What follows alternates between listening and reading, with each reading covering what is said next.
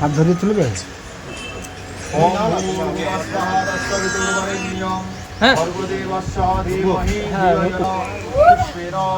আসছে আসছে রাস্তায় শুভ অধিবাস মস্তু।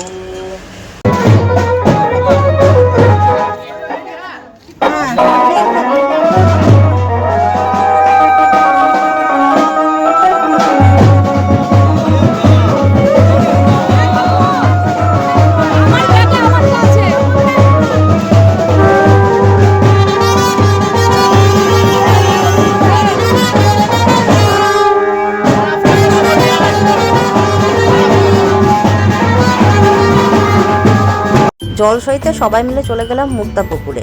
মুক্তাপুকুরটা বাড়ির খুব কাছেই, আর মুক্তাপুকুরটা বেশ সুন্দর, আর এখানে জল শোয়ার কাজটা খুব সুন্দরভাবেই হলো। কিন্তু এত গরম ছিল সেদিন, আর এই ভারী থালাটা সৃজনাদি বয়েছিল একদম শুরু থেকে শেষ অবধি। হাতে যে প্রদীপটা জ্বলছিল সেটা নিভে গেলেও হতো না।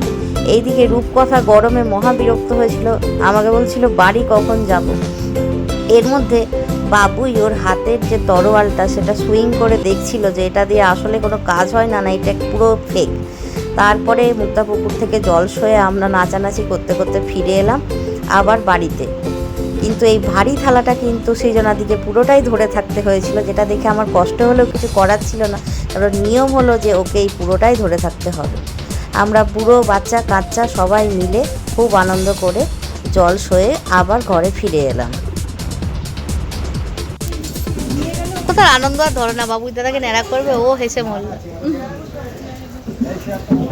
এরপর শুরু হলো বাবুইকে ন্যাড়া করা। এই ন্যাড়া করা দেখতে রূপকথা ভীষণ এক্সাইটেড ছিল, কিন্তু রূপকথাকে বারবার আমি বললাম যে রূপকথা তোরও বইতে দেবো, দিয়ে তুইও ন্যাড়া হবি। এই শুনে রূপকথা ভ্যাঁ করে কেঁদে ফেললো, তো কিছুই করার ছিল না। তারপরে বাবুয়ের ন্যাড়া হওয়ার প্রসেস কিন্তু খুব সুন্দরভাবে সুসম্পন্ন হলো। মিষ্টি মিষ্টি, হ্যাঁ মিষ্টি তোমার বোনের মিষ্টি দিন 10টা। হ্যাঁ